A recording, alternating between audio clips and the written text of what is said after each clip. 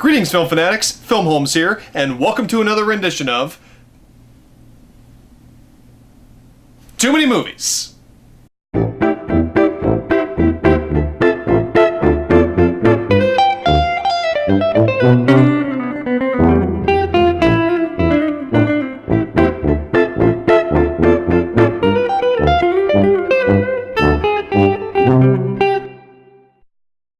Now, this past weekend, Suicide Squad, DC's newest addition to its cinematic universe, finally came out, and everyone was excited about it. The trailers were so much fun. It looked like it was going to be a different type of superhero movie, and audiences, including myself, just could not wait to watch it. Of course, that's going to be in the next video, because I did go and see it, and I'll give my thoughts about it next time.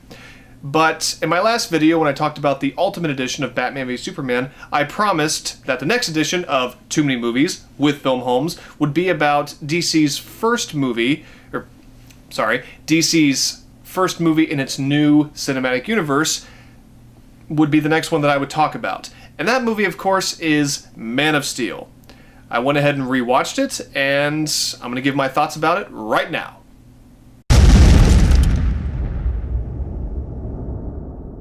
So yes, Man of Steel, film numero uno when it comes to DC's new cinematic universe. I have a lot to say about this. I actually just got done rewatching it a few minutes ago. I had not seen it since it first came out in theaters a few years ago. And I'll go ahead and just tell you this. I don't like Superman. I've never really liked the comics. I enjoyed the animated series quite a bit, actually, but he was never one of my favorite superheroes. I didn't really care about Krypton, and you know, his backstory was fine, you know, Moses with aliens, but that was fine, and I just don't really care for godlike superheroes. I don't really care for Thor that much. He's a fun character, and Superman is a very fun character, but he doesn't hold a special place in my heart. He's just not very interesting to me. He doesn't have very many flaws, and maybe that's changed when it comes to the comic books nowadays, but when it comes to the movies, I was always very bored by them. You know, I liked Christopher Reeves, whatever his name was, I'm sorry, and the first two Superman movies, they're good, they're fun, but they bore the shit out of me.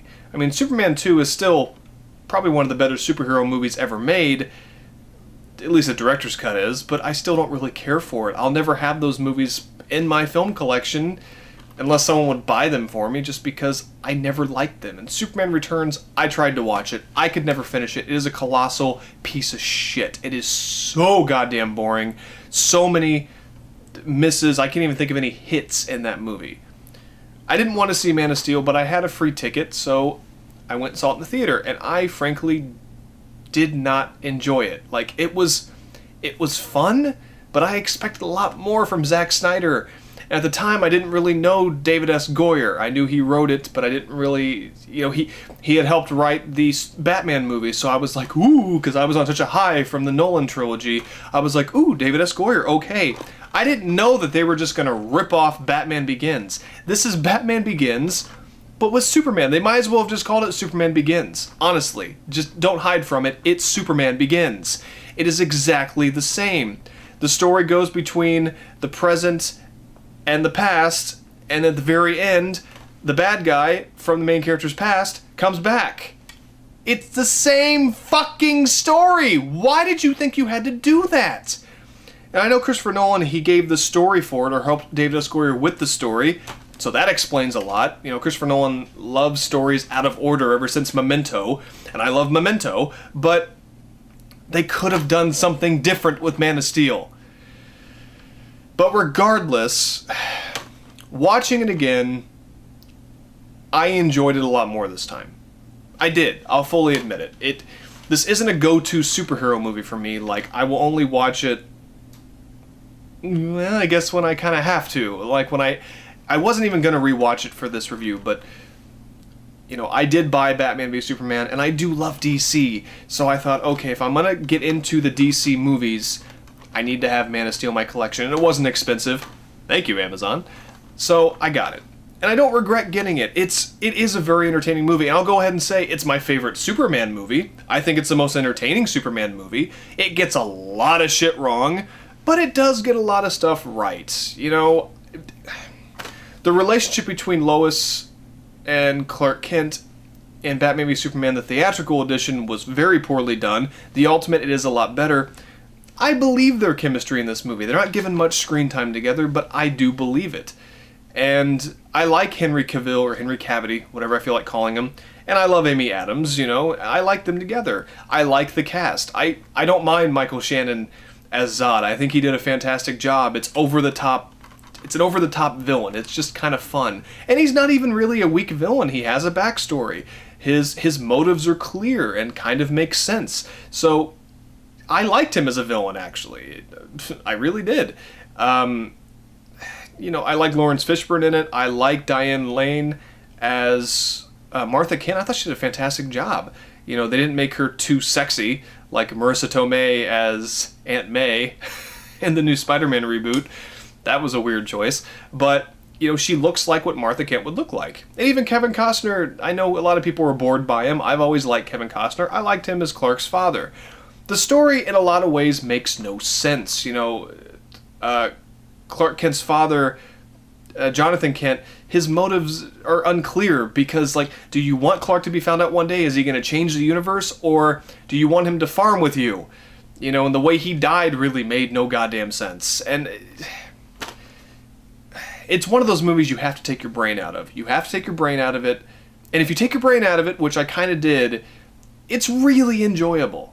The story flows nicely, the editing is fine, the direction is good. Zack Snyder is a talented director, he is good. It's just he needs to stop working with David S. Goyer because he doesn't know how to put together a goddamn script. Seriously, he doesn't. And he relies on cliches and just shit. So, David S. Goyer, go away or learn how to write a script. There are plenty of talented screenwriters in Hollywood, I guarantee it. And probably not even ones in Hollywood. Me. But find somebody else, please. Because for some reason in the DC movies, you know, they can't find a good script writer. And I'll have more to say about that in Suicide Squad, my review of it. But regardless. But the story of Man of Steel is exactly what you would expect. You saw what happened on Krypton. Russell Crowe as Jor-El, his Kal-El's father, Superman's father, and you see the destruction of Krypton. Krypton looked kind of cool, and, you know, you get to see all the, you know, they kind of explain what happened, but it's like about ready to happen. Zod tries to take over, and one of the many subplots in the damn movie. And, you know, Kal-El is sent to Earth, and we don't see the Kents find him. It just immediately goes to him as an adult, and then back to him as a child. Adult, child, adult, child, adult, child. And it works in a way. It kept me interested, but it was just really all over the place. And you don't really get to know Clark Kent, and you don't even really get to know Superman. But I don't know, I can't bash this movie because, like I said, I enjoyed it a lot more this time than I did the first time. And I think just because I knew I didn't like it the first time I watched in the theater, so I figured it'd be the same thing again. And it's not. It's a very entertaining movie, and it seems like with DC movies, you're going to have to take your brain out of it in order to enjoy it, which should not be the case. I mean, some Marvel movies are like that. The 2 Iron Man sequels, I really enjoy if I take my brain out of them. If you think about everything, you're going to fucking despise them. And I think that's what's going to be with the DC movies. But regardless, I like Henry Cavill as Clark Kent Superman. I think he did a very good job. The action in it is fantastic. It is really, really good. The whole destruction of Metropolis and the city and the fight in Smallville, that shit is just amazing, minus all the product placements, but it is still really amazing. It is just a lot of fun. It's what you want to see when you go see a summer blockbuster. Just Superman kicking the shit out of people, him getting beaten down, and destruction and chaos. It's fun. I mean, that's not what Superman's about, but it's just buttloads of fun. It's a summer blockbuster. It's like an Independence Day. You don't think about it, and you just enjoy the ride. And I enjoyed the ride even watching it here at home on my TV. It was still, you know, a good 2 hours and 20 minutes. it did what it was supposed to do. It did introduce Superman back to the world, and it did it in the best way that it could. And I actually very much enjoyed the ending where Clark Kent becomes a part of the Daily Planet, and him and Lois look at each other and she says, "Welcome to the planet." I thought that was actually very clever. There are moments of brilliance in this movie. There really are. And the thing, like, when a LexCorp semi is thrown at Clark during his battle with Zod, that was really clever. There are moments of brilliance in this. But unfortunately, it is muddled down with a lot of stupid crap, and you just have to not pay attention to it because it's going to drive you crazy. And I can imagine how Superman enthusiasts would despise this movie, and some of them really enjoyed it. For me, I'm not a Superman enthusiast. He's one of my least favorite superheroes. But he is an interesting character. And this movie got me interested in him. It made me wonder where they were going to go in the future, which, of course, now we know was Batman v Superman. And as I said in my review of the Ultimate Edition, I gave it a 4 out of 5. I really enjoyed the Ultimate Edition, and I enjoyed Superman and those characters a lot more. I always enjoy the Batman stuff the most because I'm a Batman fanatic. I fucking love Batman. But I'm still a fan of this Superman. I am. I wish he wasn't so, just gloomy all the time. That's not Superman. He doesn't have to be, he's not a dark character like Batman. It doesn't fit. But if that's what we're going to get, fine. And this isn't going to be the last incarnation of Superman. After they're done with this, they're going to do it again in 20 years. Okay? So, if this is what we're getting, we just have to deal with it. You either love it or you hate it. Like I said, 4 out of 5 for my Ultimate Edition of Batman v Superman. I very much enjoyed it. For this one, I was going to give it a 3.5 out of 5. I really was. Because I enjoyed it that much. But then, once you walk away from it, and I was sitting here for a few minutes before I turned my camera on, and I was thinking about all the plot holes, the shit that doesn't make sense, Jonathan Kent's death, how Zod adapted to Earth's atmosphere so quickly, stuff with the plot. Some of the writing is just atrocious, just really cheesy or lame, and I can't forgive that, because I'm Filmholmes for a reason. I want to go to movies to be entertained, but I also want to go to see good filmmaking. Even if it is a summer blockbuster, you can make a summer blockbuster where the filmmaking, the direction, the writing, the editing, everything was top-notch. And this wasn't. The writing was the worst part of the movie. It was. The direction was great. The action was great. The acting was fine.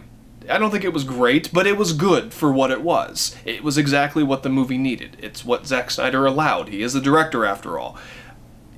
The pacing was very good. The music by, I believe, Hans Zimmer, let's see, it has to be Hans Zimmer with that, yeah. I love Hans Zimmer. His music is amazing. Even when it's not his best work like this, it's still a lot of fun. It's a good soundtrack, and the fight scenes, the music in it gets you pumped up, and it feels like Superman's music. It really does. Like, I know everyone is attached to the John Williams theme to Superman, and I am too, but I enjoyed this just as much. Music-wise, But there's so much wrong with the movie, so many mistakes, that I have to give Man of Steel 3 out of 5. To me, it is an average movie, but because it's a superhero movie, it is above average, because it gives you most of what you need, but if you use this, you're gonna be just grinding your teeth in anger. It's going to piss you off. But it doesn't mean you still can't be entertained by it. So, those are really my thoughts on Man of Steel. I don't really have much more to say about it, because I don't think much of it, but I still enjoyed it for what it is. And it actually is kind of funny, because a lot of these thoughts are similar to my thoughts on Suicide Squad. So, if you want to hear about what I think about that movie, stay tuned for the next edition of Too Many Movies with Filmholmes. Take care.